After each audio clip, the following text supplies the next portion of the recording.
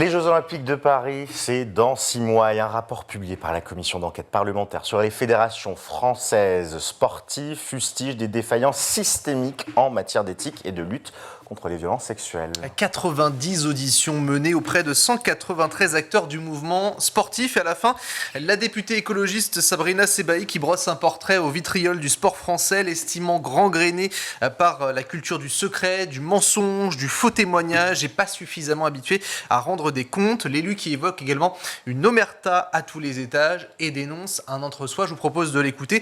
C'était ce matin sur France Inter. Ce sont juste des parents qui m'ont alerté sur le fait que l'entraîneur avait un comportement humiliant vis-à-vis de leurs enfants qui pratiquaient une activité sportive. Et je parle d'enfants de 4-5 ans. Et donc, de fil en aiguille, je me suis intéressée à la question et je me suis rendu compte, en fait, que c'était pris séparément. On pouvait se dire que c'était pas grand-chose. Mais qu'en fait, quand on regardait tous les articles de presse qui étaient sortis, en fait, c'était colossal, en réalité, comme problématique. C'est pour ça qu'on a décidé de faire cette commission d'enquête. Et à la fin de ces 90 auditions, je pense aujourd'hui que plus personne ne peut dire « je ne savais pas ».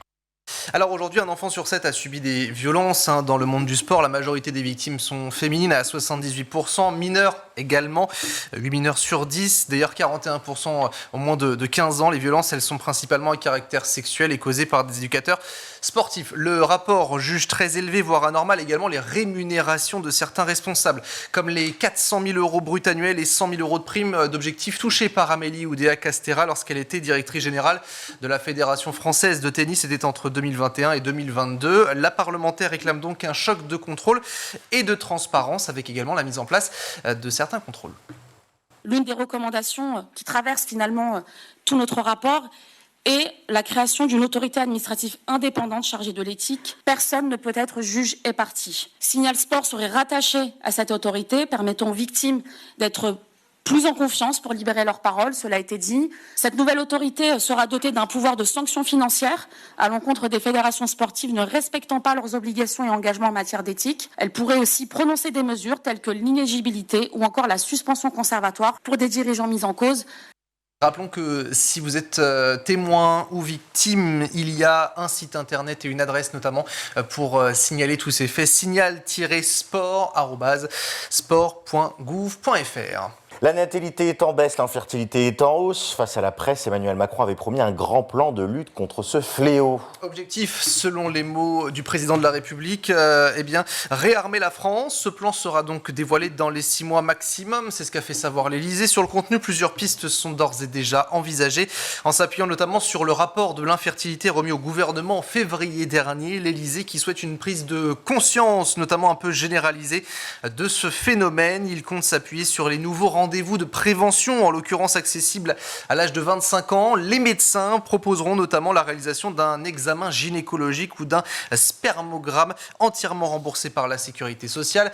Ce futur plan comportera également un volet sur les perturbateurs endocriniens qui font partie des éléments expliquant la hausse de cette infertilité selon l'Élysée. Enfin, l'accompagnement des personnes en parcours de PMA qui peut affecter lourdement la vie au travail. Là aussi, 3 millions de Français seraient directement affectés par l'infertilité selon ce rapport en 2022. On poursuit avec une bonne nouvelle. La consommation d'alcool est en baisse en France. 30 ans, effectivement, la part d'adultes déclarant boire de l'alcool tous les jours a été divisée par 3. Selon Santé publique France, seuls 8% des adultes déclaraient consommer chaque jour une boisson alcoolisée en 2021 contre près de 24% en 1990. Une diminution observée chez les hommes, chez les plus jeunes, chez les plus âgés et chez les personnes aux revenus les plus élevés. Les Français restent toutefois les plus gros consommateurs. Les 18-24 ans, 3 verres en moyenne par jour. Pour les 65-75 ans, 1 verre par jour. Une baisse qui est portée par la mise en place de politiques publiques, notamment la loi Evin de 1991, qui, rappelons-le, limite très fortement la publicité en faveur de l'alcool, ainsi que la vente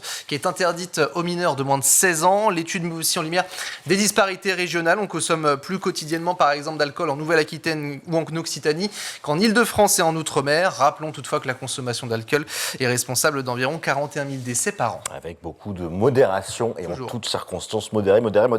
On va s'intéresser à ce sondage désormais. Opinion, vous voyez, pour terminer, JT, réalisé publié fin décembre qui est passé un petit peu inaperçu. Un jeune sur deux est prêt à s'expatrier, à quitter la France. Exactement, 54% de ces jeunes Français âgés de 18 à 24 ans déclarent être déterminés à quitter la France, mais ils ne sont pas les seuls, puisque 30% des Français, toutes tranches d'âge confondues, le souhaitent également. L'enquête révèle que ce sont les électeurs de la France Insoumise, du Rassemblement National ou encore de Reconquête, c'est-à-dire les partis les moins modérés, qui sont donc de loin les plus pessimistes et qui ont envie de partir. De l'autre côté, pour le parti, par exemple, du président, 14% des électeurs expriment le souhait de quitter la France en raison du climat politique ou encore économique. Alors parmi les pays qui attirent le plus, on a l'Amérique du Nord avec le Canada, l'Europe également qui est en deuxième position avec l'Allemagne, suivi de l'Italie, Royaume-Uni, l'Espagne, et puis on a l'Afrique en troisième position, suivi de l'Asie ou encore de l'Australie.